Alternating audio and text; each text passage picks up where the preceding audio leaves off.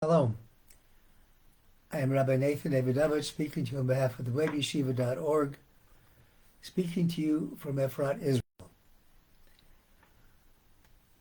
Tonight begins the holiday of Lag BaOmer. Lag BaOmer is the 33rd day of the counting of the Sphira, the counting that begins from the second day of Passover until Shavuot, till we receive the Torah. There's special significance on this day, and I'm going to discuss how this day has the spiritual power to take our prayers and raise them to a new level, as we ourselves try to raise ourselves to this level.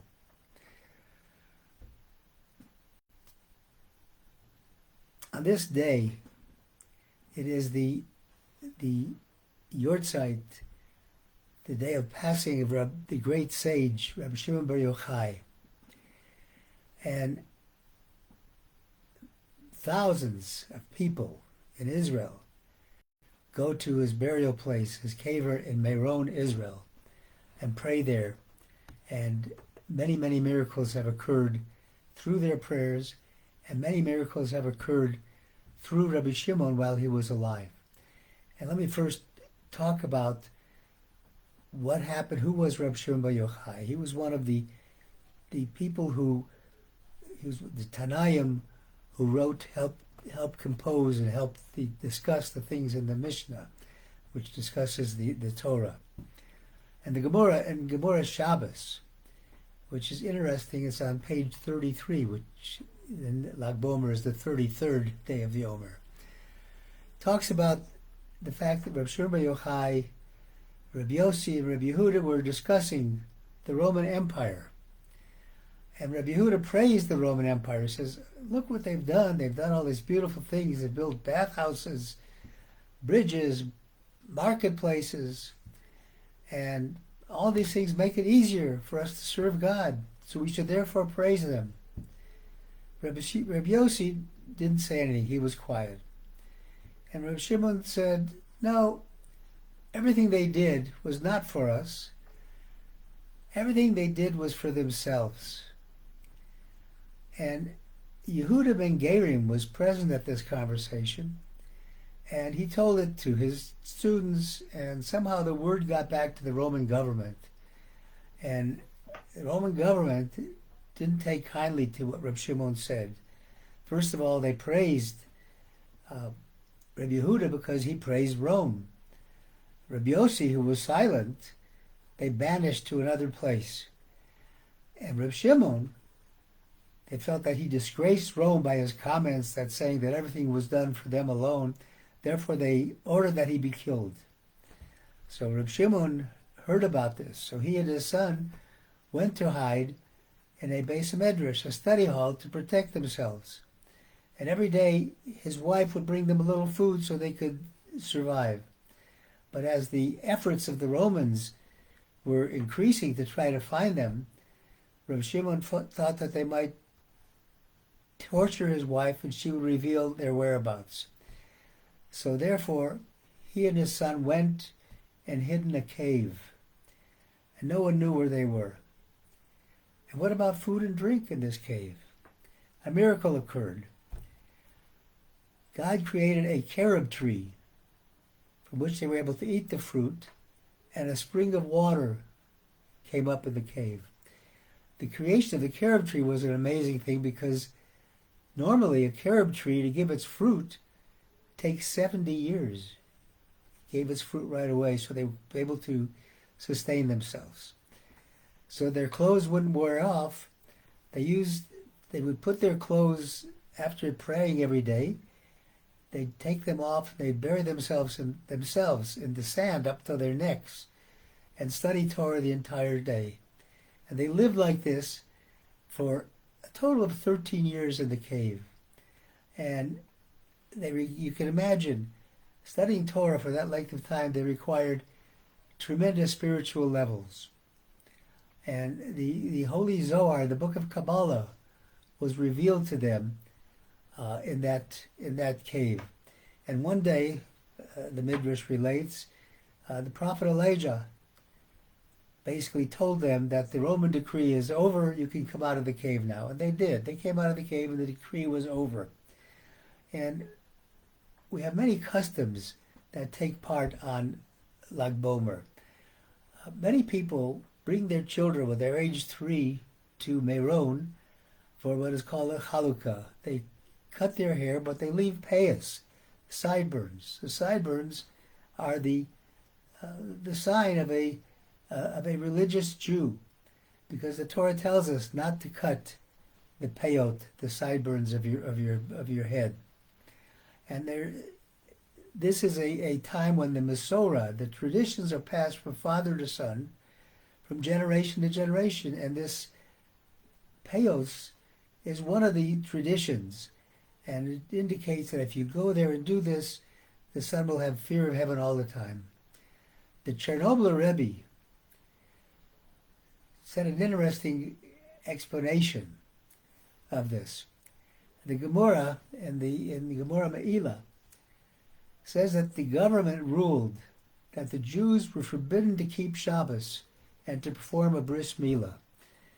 That shouldn't sound strange, because unfortunately I just read in the paper today that the Belgian authorities, where they had banned circumcision, which is the foundation of a Jewish person, a Jewish male, at 8 days of age, they banned it by anybody who was not a medical person. They went ahead the last couple of days and raided the homes of Moalim, the ritual circumcisers who were secretly performing this basic mitzvah of a Jew, and they took all of their utensils.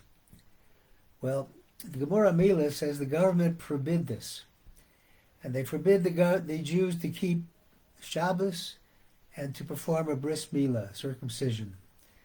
And one of the great people, Tana, Reb Reuven Istroboli, dressed himself to look like a non-Jew.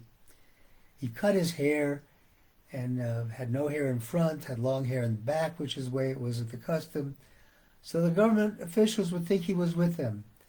And he sat with the politicians, and he said, you know, when the Jewish people keep Shabbos, they earn less money. And when they have a bris milah, when they have a circumcision, they're weaker. He says, do you want your enemies to be wealthy or poor, strong or weak? And they agreed with him. They agreed with his trick, and they annulled the decrees. Eventually they found out that he tricked them, so they reinstated these 2 decrees.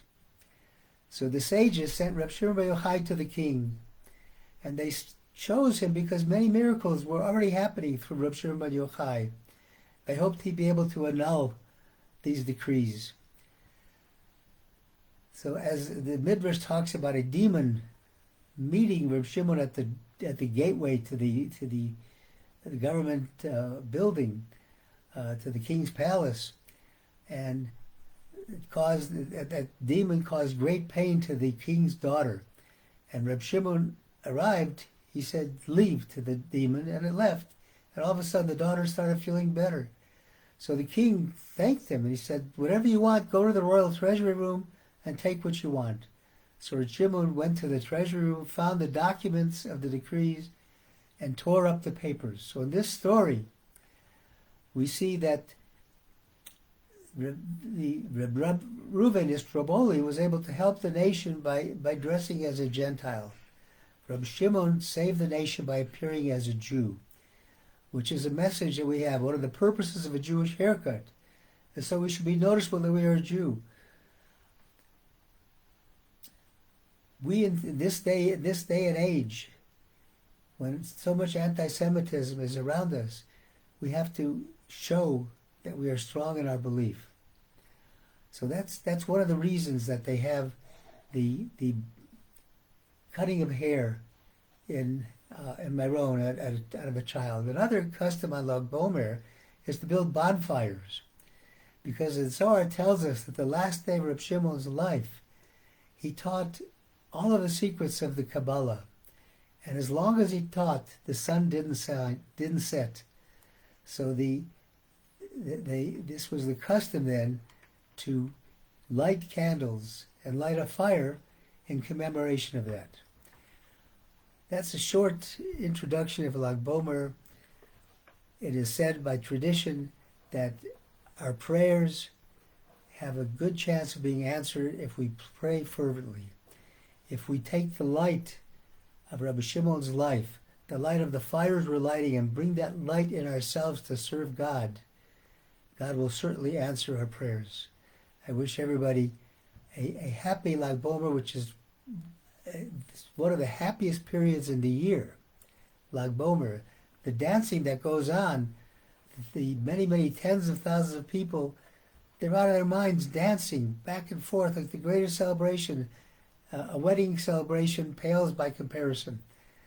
Let's enjoy this holiday with joy and with intense prayer for the salvation of all of Israel, all the people of Israel, and all of the world, and for the release of our holy hostages who have now been held in captivity by Hamas for so long. Thank you for listening on behalf of the webyeshiva.org. Shabbat Shalom.